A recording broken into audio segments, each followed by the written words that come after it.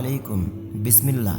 সুপ্রিয় দিনী ভাই আমার, এই পিচ্চি বাচ্চার ভিডিওটি ইদানিং পবিত্র মক্কা নগরী থেকে প্রবেশে ঝড় তুলেছে কেন?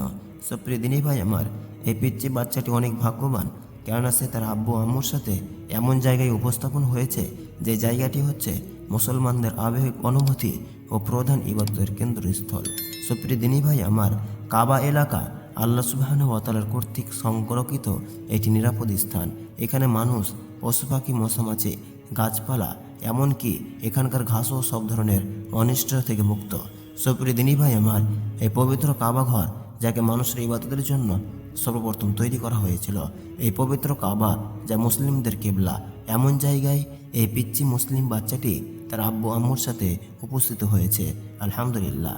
সুপ্রিয় দিনী ভাই আমার, আমি আল্লাহ সুবহানাহু ওয়া তাআলার কাছে দোয়া করি আমরাও যেন প্রত্যেকেই এই পবিত্র কাবা ঘরের সামনে নিজেকে উপস্থাপন করতে পারি। আমিন। সুপ্রিয় দিনী ভাই আমার, আল্লাহ সুবহানাহু ওয়া তাআলা আমাদেরকে কবুল করুক। সুপ্রিয় দিনী ভাই আমার, ভিডিওটি ভালো লাগলে অবশ্যই লাইক করুন এবং চ্যানেলটি সাবস্ক্রাইব করুন। ধন্যবাদ। আসসালামু আলাইকুম ওয়া রাহমাতুল্লাহ।